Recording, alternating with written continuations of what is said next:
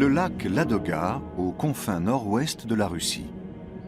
Voilà près d'un millénaire que des moines orthodoxes mènent ici une vie de recueillement.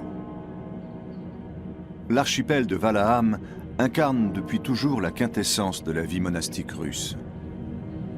L'isolement de ce lieu austère et glacé a autant contribué à sa légende que les chants sacrés uniques au monde interprétés par ses occupants. Depuis sa fondation, probablement au XIIe siècle, le monastère a été à maintes reprises malmené et vandalisé. Les moines y sont toujours revenus pour bâtir de nouveaux lieux de culte sur les ruines. Il est rare qu'une équipe de télévision soit autorisée à séjourner dans l'archipel pour filmer le quotidien de ses ascètes.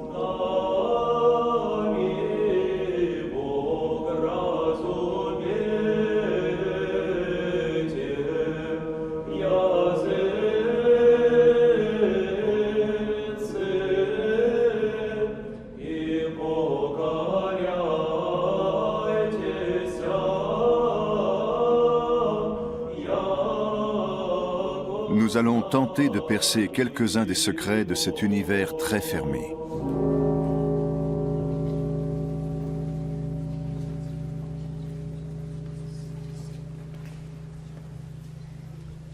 La nuit de Pâques est celle de tous les mystères et le plus grand d'entre eux est la résurrection du Christ.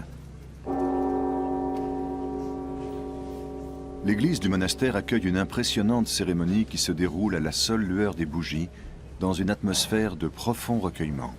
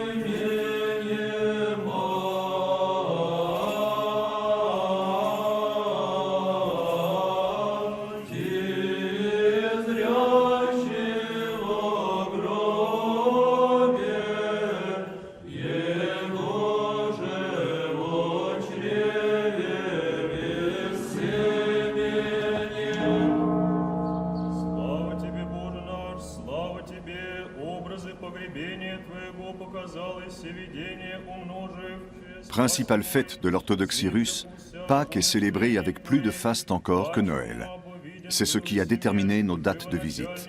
Nous nous sommes entretenus avec différents pensionnaires des lieux, des novices au père supérieur.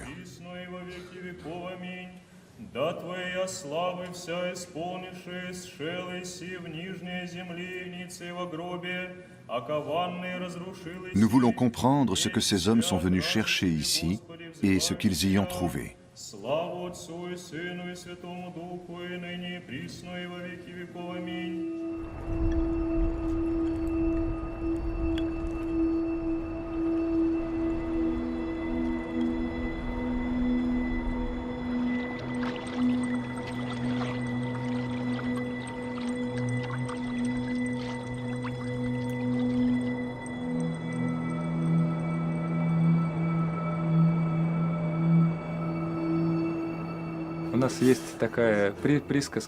Il y a chez nous un dicton qui dit que celui qui vient une fois à Valaam contracte une maladie, la Valaamka, qui le pousse à revenir ici.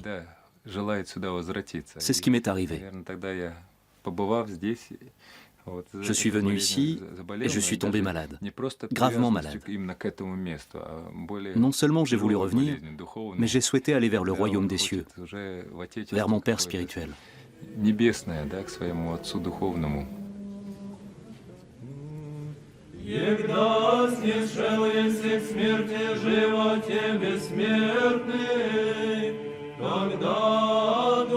Le père David est le premier moine que nous rencontrons. Chef de chœur, il est le seul membre de la communauté à disposer d'une formation musicale.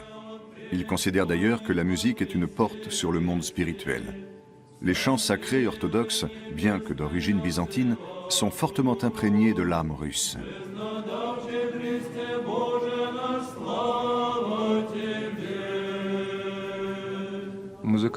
Les polyphonies russes, notamment les chants de Valaam, dits en résonance, reflètent la nature et les traditions musicales et spirituelles du peuple russe des siècles passés. Comme par exemple « Ô vaste plaine, ô plaine infinie ». Ой, ты степь широкая, степь раздольная. Cela parle d'immensité, de course à travers l'espace. Tout cela, on le retrouve dans le chant. Соархангелы воспоим,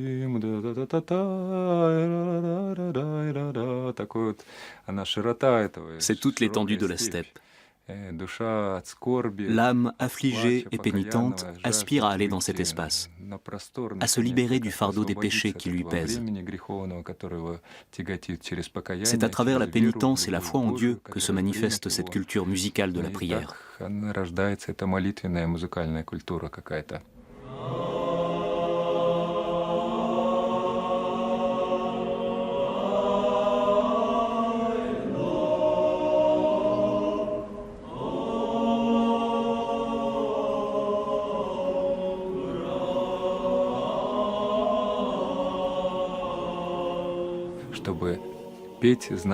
Pour chanter en résonance, il faut vivre en résonance. Le terme znamenie vient du vieux slavon et qualifie ce type de chant.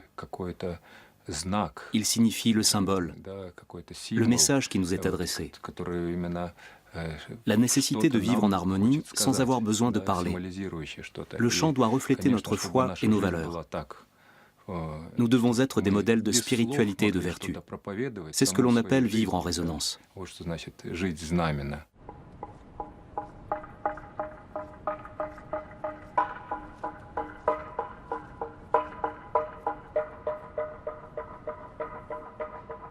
Il est 4h45.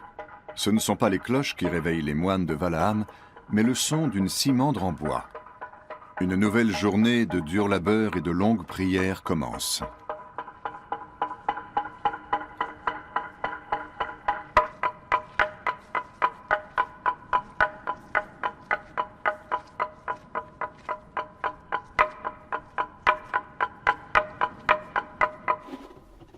Dès l'aube, les moines vaquent à leurs occupations, des activités artisanales la plupart du temps. Pour le père Gevlazi, qui s'occupe de la fabrique de bougies, le travail est une façon de renouer avec le sens de la piété des premiers chrétiens. À une époque où beaucoup de traditions se perdent, ce retour aux sources contribue à conforter les moines dans leur foi.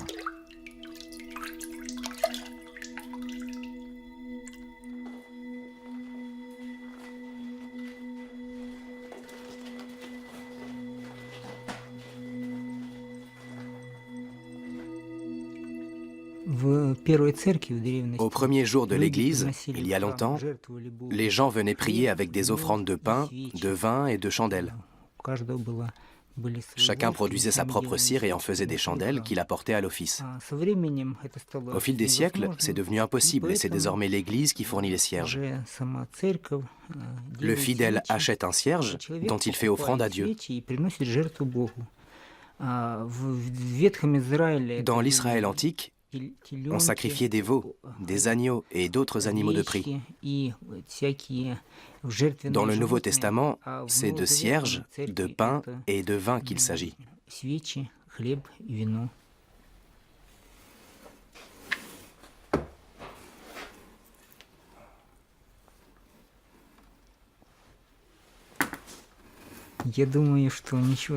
Je pense que rien n'est le fruit du hasard. C'est bien sûr l'œuvre de Dieu. Pour moi, c'est ma vie. Avant, j'étais dans un autre monastère. Je suis venu ici un jour en vacances, en pèlerinage. Quand je suis parti de mon monastère d'origine, j'ai tout de suite compris que je ne reviendrai pas. Une fois arrivé ici, j'ai senti que j'allais rester. Cela ne s'explique pas, ce sont des choses inexplicables. On peine à comprendre ce qui peut retenir les hommes sur ce coin de terre perdu au milieu d'un lac et couvert d'une mince couche de sol fertile. Ce sont peut-être ces rochers spectaculaires et fendus par le froid, apparemment vieux comme le monde, qui font la magie de Valaam.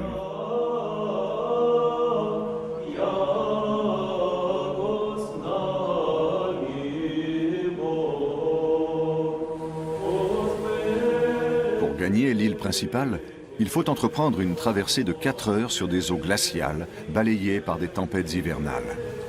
Comment expliquer une telle ferveur? Est-ce que l'on se sent plus proche de Dieu sur cette terre dénudée, loin de tout?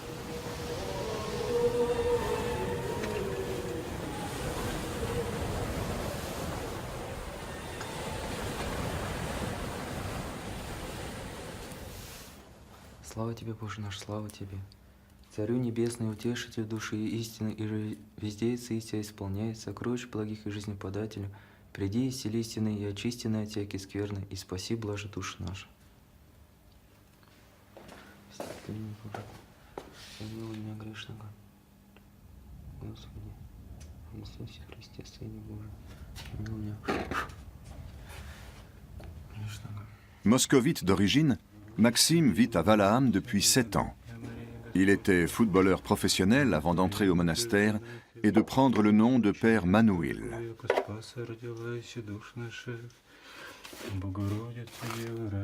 Contre toute attente, il nous explique que sa vie actuelle n'est pas si éloignée de son ancienne carrière de sportif.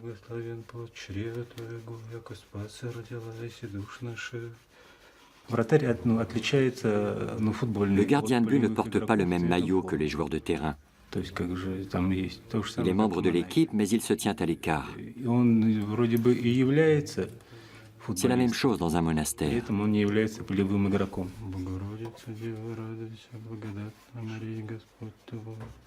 Je suis gardien de nature, je ne peux pas être attaquant.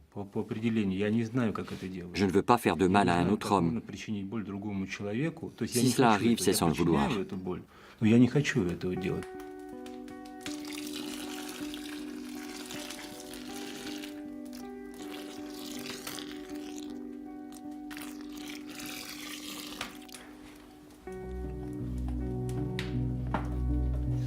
Lors de sa première visite à Valaam, Maxime s'est entretenu avec un starietz, un patriarche et chef spirituel de la communauté. C'est grâce à lui qu'il a pris conscience de sa propre vocation. Dans l'orthodoxie, l'Église est la force qui détermine l'orientation de chaque vie humaine. C'est ainsi que Maxime a décidé de rester sur l'île pour y débuter sa formation de novice.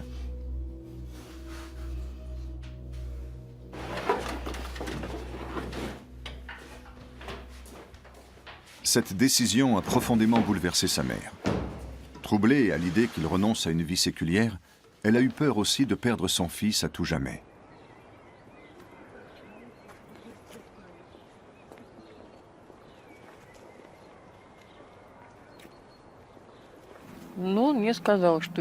Il m'a dit « J'aime Dieu ».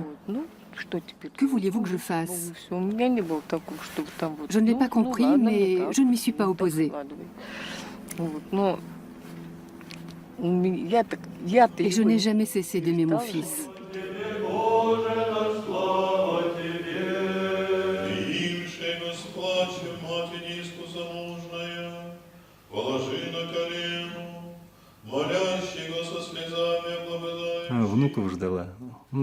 Elle aurait voulu avoir des petits-enfants.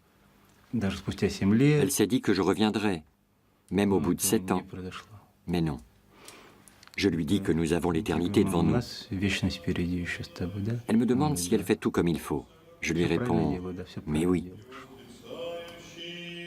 Régulièrement, Marina rend visite à son fils au monastère. Pour rester proche de lui, une seule voie s'offrait à elle, celle de la foi. Je me suis mise à pratiquer chez moi, à Moscou. J'essaie de faire plaisir à mon fils pour que ce soit plus facile pour lui. Je suis donc devenue pratiquante.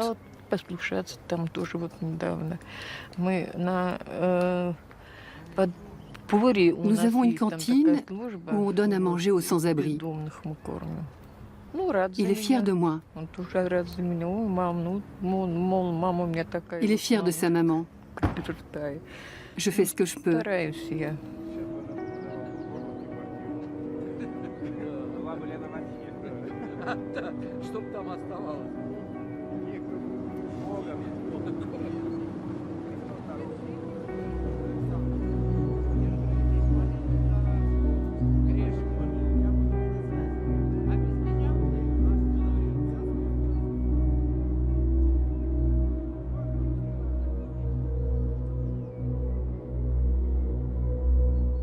Le miracle existe-t-il?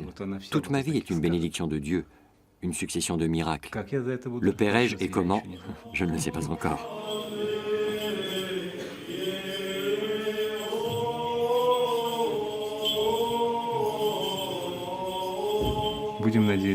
Espérons que le Seigneur me vienne en aide, qu'il me donne la force, la patience et la volonté de poursuivre dans cette voie.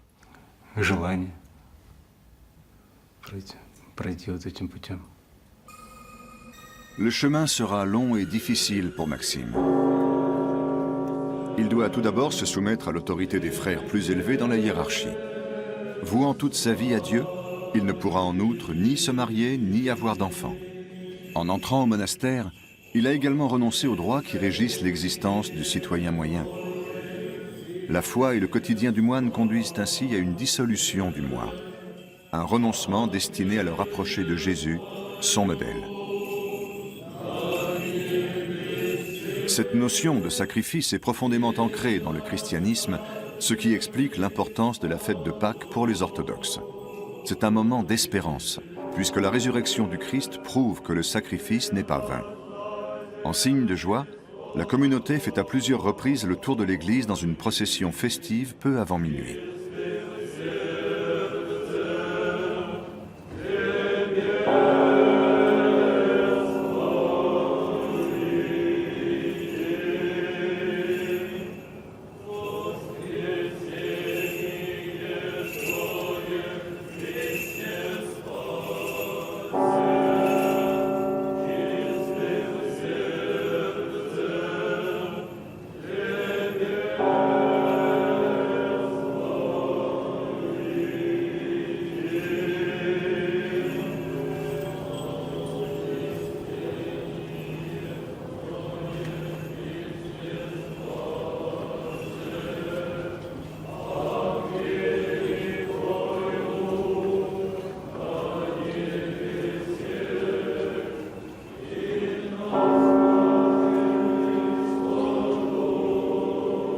Moines et fidèles se rassemblent sur le parvis de l'église en attendant que les cloches sonnent.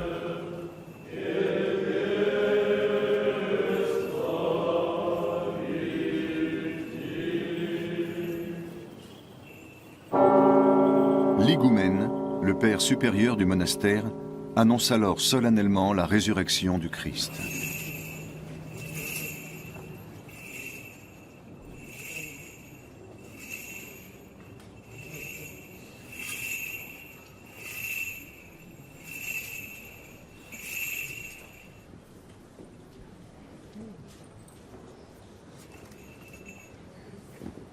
Слава святи, единосущный, и животворящий, и нераздельный Троице, всегда, ныне и присно, и во веки веков.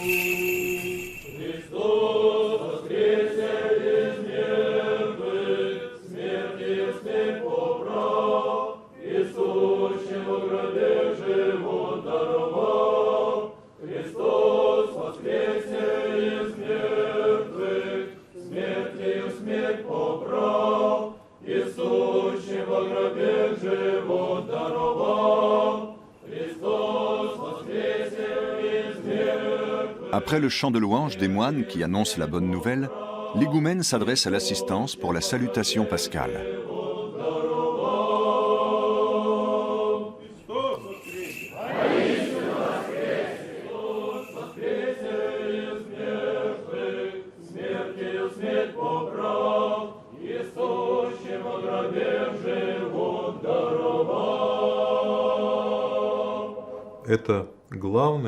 C'est le plus grand événement de l'histoire de l'humanité, car il marque la victoire sur la mort.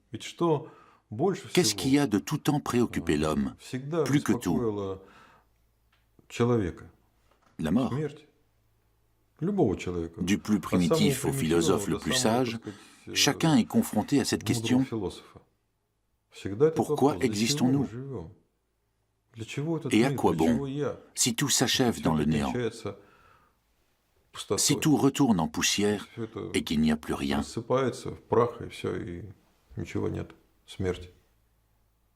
C'est pourquoi la victoire sur la mort est si importante. Христос воскресе! Христос воскресе! Христос воскресе! Утреннюем, утреннюю глубоко и вместо мира песнь принеси, Владыце, и Христа узрим правды солнце, всем жизнь воссияюща. Христос адестет просто на тот платиса, свети снимоси зорин харисаме нос. Христос адестет просто на тот платиса, свети снимоси зорин харисаме нос. Христос воскресе из мертвых, смертью смерть поправ, и сущего гробе живот даровал.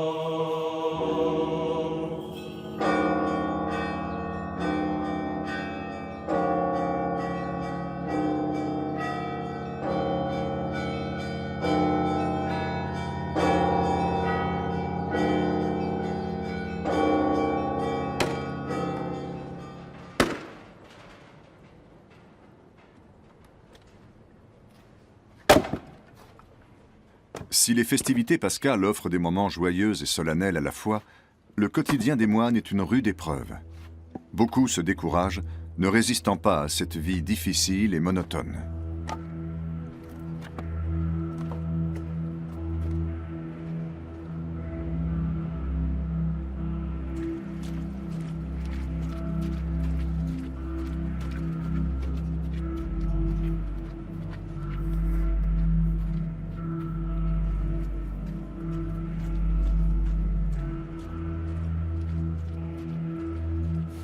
La cuisine occupe une place importante dans cet univers de dévotion. Plusieurs moines y sont affectés. Dans cette pièce qui fleure bon l'ail et l'oignon, le père Vladimir nous explique une règle importante de la vie monastique, l'obéissance.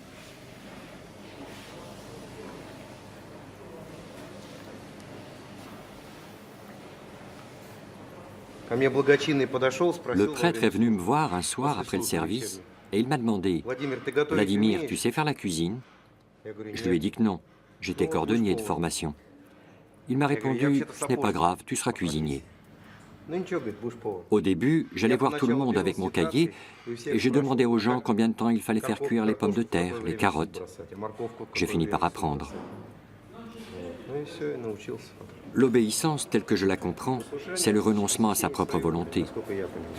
Ce n'est plus votre volonté, mais celle d'un autre. C'est ce à quoi nous aspirons avant tout dans un monastère, renoncer à sa propre volonté. Avant, j'ai toujours vécu selon ma volonté, et je n'avais jamais rien fait de bien. Abandonner une partie de son libre arbitre est une façon de purifier son âme et son esprit. S'agissant du corps, les moines de Valaam observent un régime très strict, sans viande. Pendant les 40 jours du carême, ils renoncent même aux poissons et aux produits laitiers.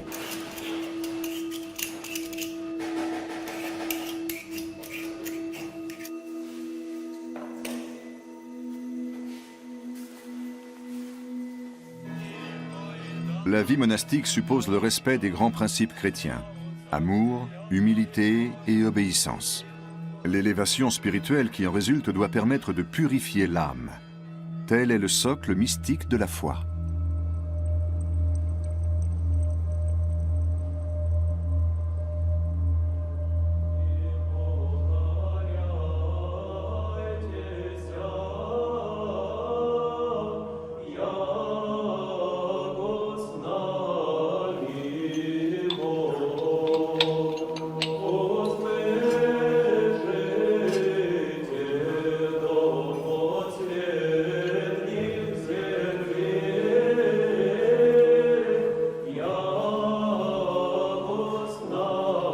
Quiconque entre dans les ordres fait aussi vœu de célibat.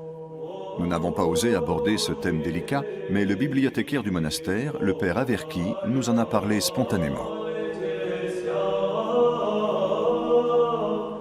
Что касается вопроса безбрачия, то я думаю, здесь, наверное, легче с этим решить. Le vœu de célibat n'est pas difficile à tenir ici. Даже кто был, допустим, брак, Ceux qui, comme moi ou certains de mes amis, ont été mariés et ont connu les difficultés de la vie conjugale, n'échangeraient jamais leur vie de moine contre le mariage.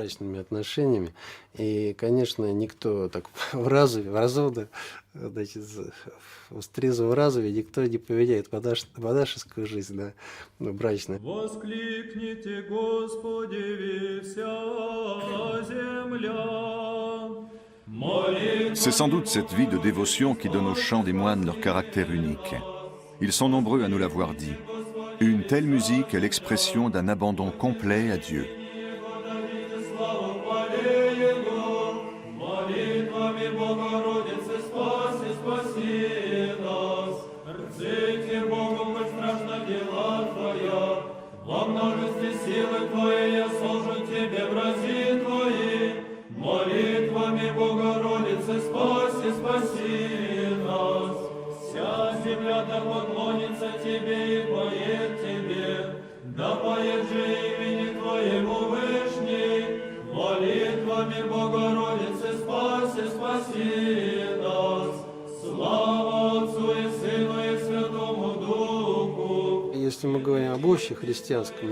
Si l'on veut suivre une vocation chrétienne, il est indispensable de ne pas céder à toute colère intérieure. Il peut arriver qu'on soit fâché après un frère, mais l'essentiel est de garder en permanence l'esprit en paix.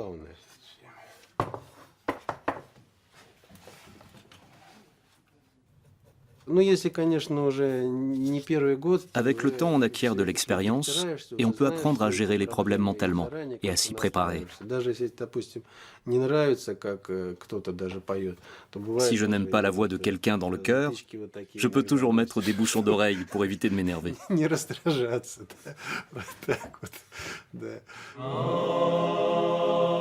Si l'humilité est centrale, la faculté de maîtriser ses émotions et son comportement l'est tout autant.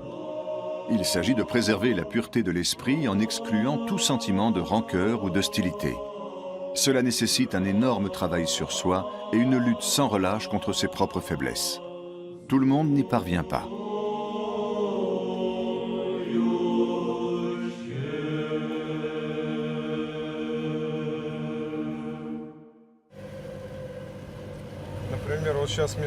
J'ai 47 ans et cela fait 6 ans que je vis dans le monastère. Certains arrivent peut-être à se réformer rapidement, moi non.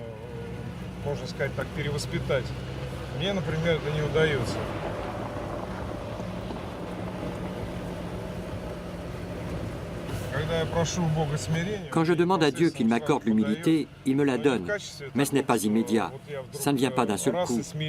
Je ne me sens pas tout de suite apaisé. Ce n'est pas comme ça que ça se passe pour moi. Quand je demande l'humilité à Dieu, il me l'envoie sous forme d'un frère qui vient me dire « Écoute, toi là, tu ne me plais pas, tu es comme ci ou comme ça. À moi alors de faire preuve d'humilité. »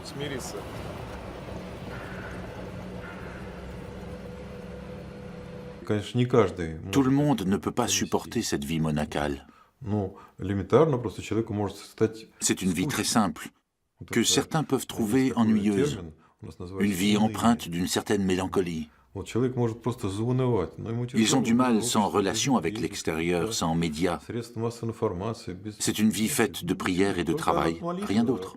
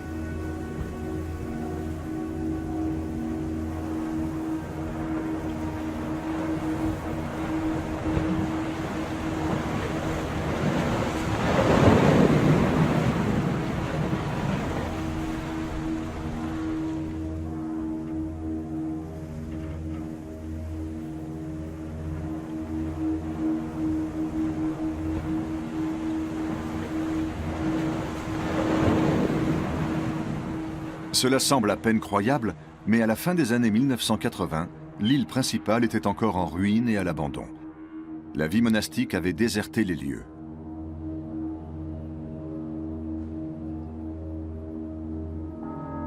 L'histoire de Valaam au XXe siècle reflète celle de l'orthodoxie russe. Après la disparition de l'empire du Tsar en 1917, l'archipel est cédé à la Finlande, devenue indépendante. Dans un premier temps, c'est ce qui sauvera les moines des purges staliniennes des années 1930. Mais en 1939, l'Union soviétique envahit son voisin par le nord. Les moines ont tout juste le temps de quitter leur île.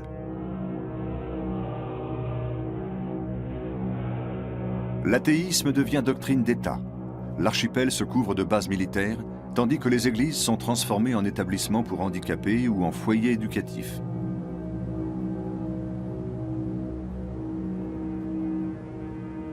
Il faut attendre le 14 octobre 1989 pour que 4 moines retournent à Valaam. Ce qu'ils y trouvent en aurait découragé plus d'un.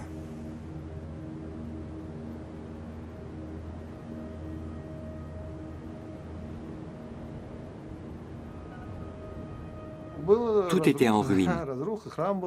Le sanctuaire n'était pas encore restauré, toutes les peintures sacrées avaient disparu, les bâtiments d'habitation, l'église de la source était en ruine. Il n'y avait pas de toilettes, pas d'eau courante, il y avait tout le temps des coupures de courant. On se promenait tous avec des lampes frontales, comme des mineurs. Lorsque je suis arrivé dans les années 1990, ce fut un vrai choc. Avant de venir ici, j'étais dans un monastère en parfait état, qui avait été restauré bien des années auparavant. Le monastère Saint-Serge, près de Moscou. J'étais habitué à vivre dans ce confort. Ici, c'était un cauchemar. Et je me suis dit que je ne vivrais jamais assez vieux pour voir tous les travaux achevés. Aujourd'hui restaurée, la cathédrale de Valaam a retrouvé son éclat d'antan. La synthèse des arts qui fait l'attrait des lieux de culte orthodoxes a été portée ici à un degré de perfection inédit. Une architecture céleste, des fresques colorées, des icônes aux dorures somptueuses et des broderies russes traditionnelles, le tout au service de Dieu et de la beauté.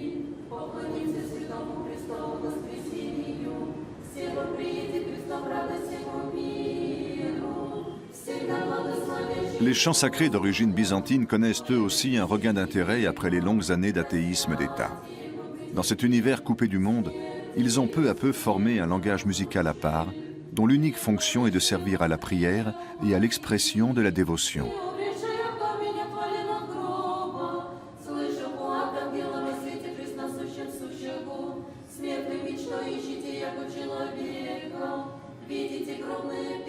Cette tradition musicale ne demande qu'à être perpétuée et approfondie. Pour ce faire, les moines reçoivent même périodiquement la visite d'une femme venue spécialement du continent. une cantatrice du théâtre Mariinsky de Saint-Pétersbourg leur fait travailler leur intonation et leur technique vocale.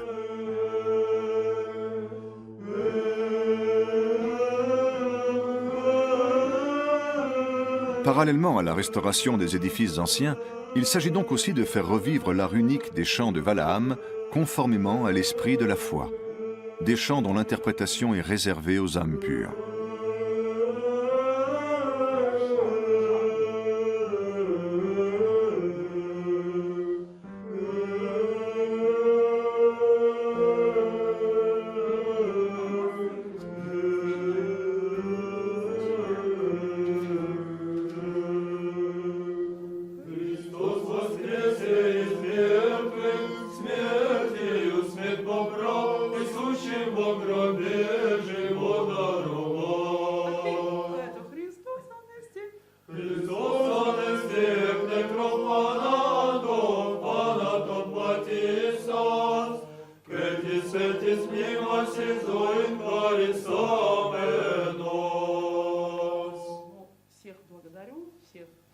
Возьмите, пожалуйста, покушать. Время 7 час.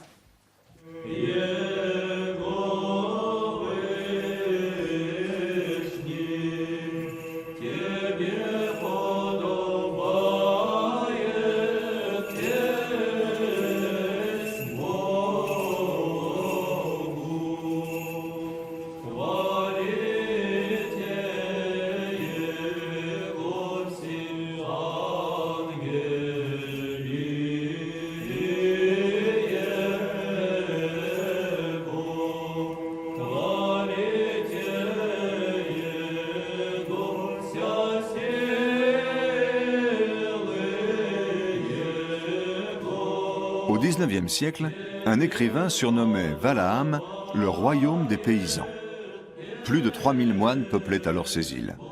De simples travailleurs et des fidèles d'origine modeste venaient des 4 coins de la Russie pour prier et chercher une solution à leurs problèmes. Malgré leur infortune, ils savaient que tout n'était pas perdu. La pâle lumière qui baignait l'archipel leur redonnait espoir. De nos jours, cette tradition regagne peu à peu du terrain.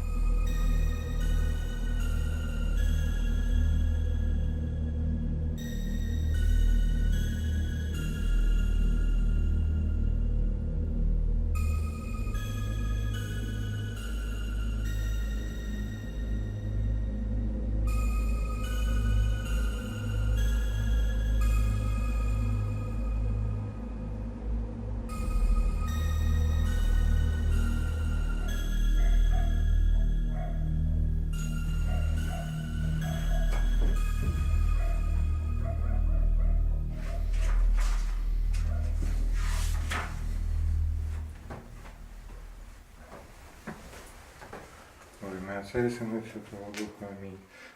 Боже, милостивый, буди мне грешным, Господи Иисусе Христе, Сыне Божий, моли Ты ради Пречистой Твоей Матери. Le monastère, c'est comme un hôpital. Chacun d'entre nous arrive ici et cherche à guérir son âme malade. Dans tous les monastères, au cœur du sanctuaire, ou même lors des prières, Dieu vous guérit.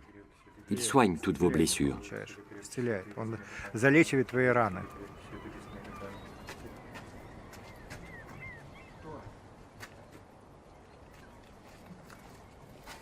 Vladimir vient de Sibérie. Il n'a pas voulu nous dire ce qui l'avait poussé à s'installer ici, mais nous a confié que Valaham l'avait sauvé. Voilà 4 ans qu'il travaille dans la ferme du monastère. Il ne souhaite pas devenir moine, mais aspire simplement à rester sur l'île.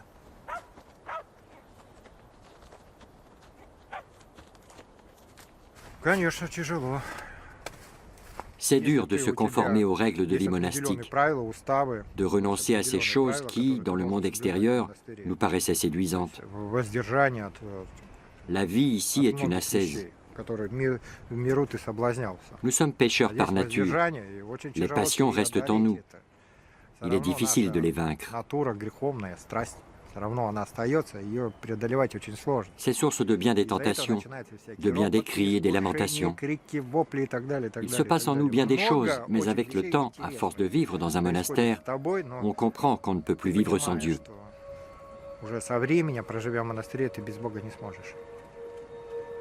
C'est le mystère éternel de la foi chrétienne, ou peut-être simplement l'expérience personnelle d'un homme qui a trouvé la paix intérieure dans cette existence spartiate.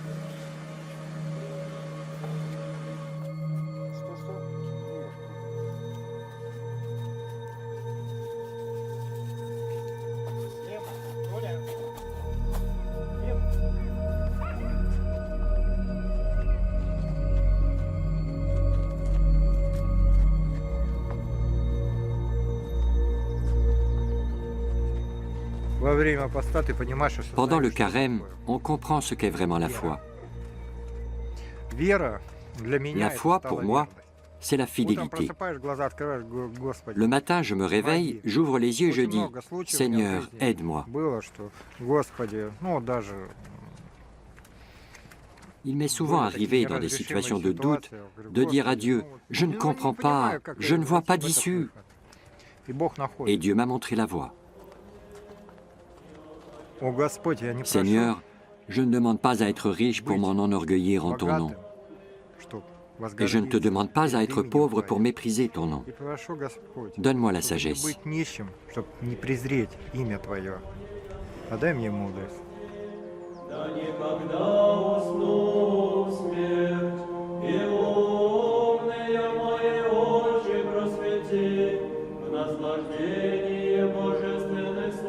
Une parole sacrée adressée à l'univers. C'est ainsi que les moines définissent la prière, si précieuse à leurs yeux.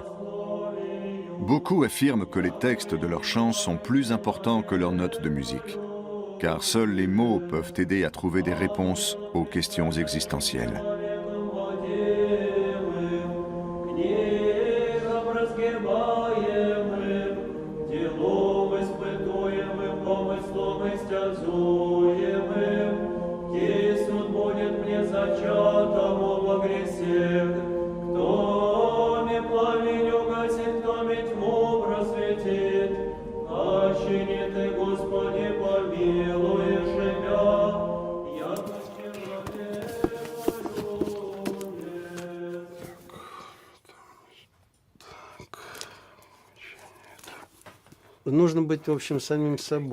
Il faut être soi-même.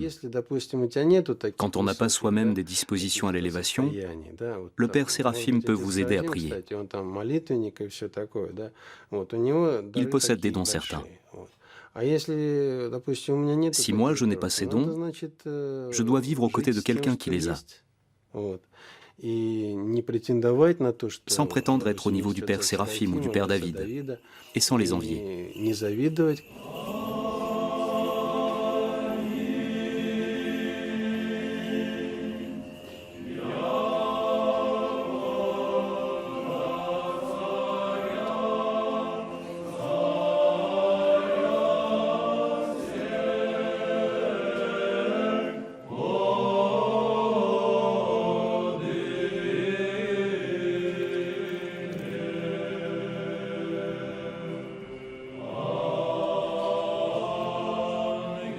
À plusieurs reprises, on nous a parlé avec respect et admiration du Père Séraphime.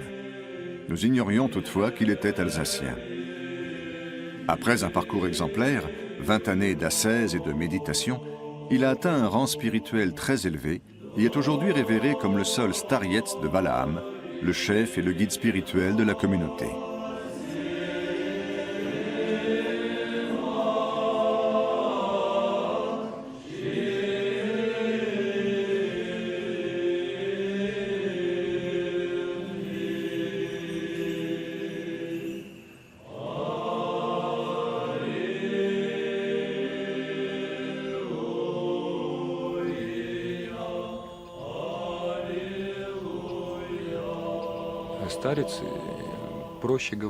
Le Starietz est un homme qui a une grande expérience spirituelle, qui a déjà parcouru le chemin sur lequel je suis actuellement engagé et qui a déjà trouvé la voie vers le Christ.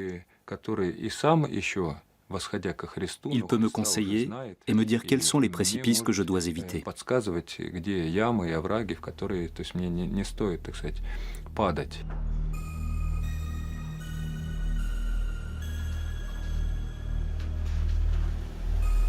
Le Père Séraphime réside dans une partie reculée de l'île et ne reçoit que rarement des visiteurs. Nous allons le voir dans sa retraite en pleine forêt pour savoir quel regard cet étranger porte sur la vie monastique russe et sur cet univers clos dans lequel il s'est parfaitement intégré.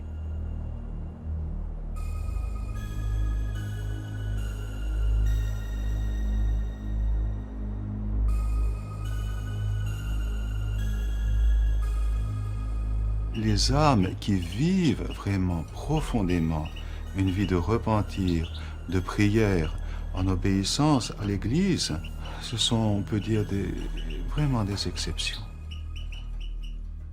Et c'est pourquoi la société russe, jusqu'à présent, malgré la présence de l'Église, elle est très malade, extrêmement malade. Et ça, je vous le dis vraiment avec la peine et avec la douleur de mon cœur, parce que je suis père spirituel et donc je connais cette souffrance-là de l'intérieur.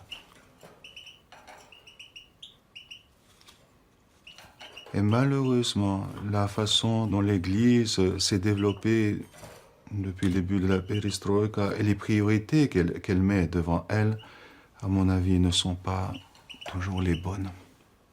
On construit, on rénove. Bon, c'est sûr que c'est après 70 ans de destruction totale, c'est compréhensible, mais ça fait que souvent, on perd de vue l'essentiel, qui est le service de Dieu, du Christ en esprit et en vérité. Par la prière, par le service de la célébration de la liturgie, ça c'est l'essentiel pour le moine. L'Église n'est pas toujours en état de donner justement une parole de vie, une parole qui puisse inspirer, qui puisse consoler. Il y a beaucoup d'administrateurs maintenant dans l'Église, mais il y a très peu de pères, il y a très peu de prophètes, il y a très peu de consolateurs, Pechalniki en russe.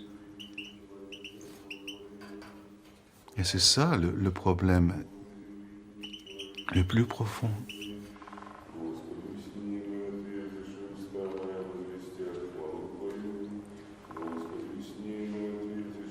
Le devoir principal du moine, c'est la prière pour le monde.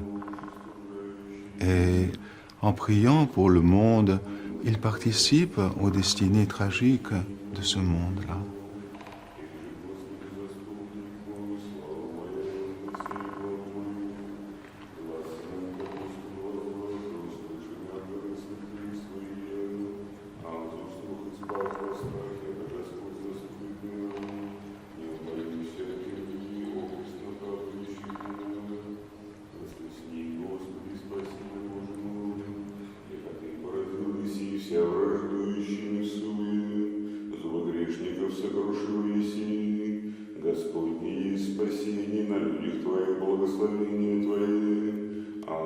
Acquiert l'esprit de paix et autour de toi, des milliers trouveront le salut. C'est la voie. Mais c'est une voie qui est difficile, qui demande un courage énorme et une patience, une longue patience. Alors qu'on vit maintenant dans l'époque du fast, tout doit aller vite. Fast food, et enfin, toute cette... Et c'est un des grands problèmes dans le monachisme contemporain, c'est que les jeunes gens qui viennent ici n'ont pas de patience. Et donc, ça fait qu'ils viennent, ils vivent quelque temps, et ensuite, ils repartent. Ils sont toujours en quête. Ils ne sont pas prêts à dire, ici, dans ce lieu, dans ce monastère, dans ce skite, je mourrai à cause de mes péchés.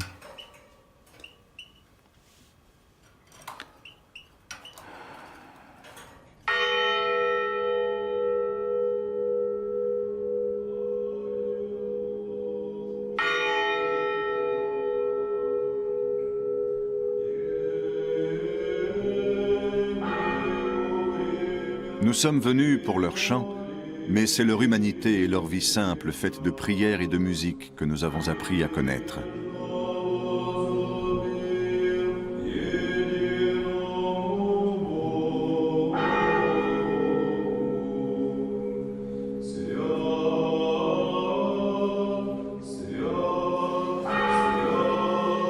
La fête des fêtes se termine. Les fidèles reçoivent leurs cadeaux de Pâques.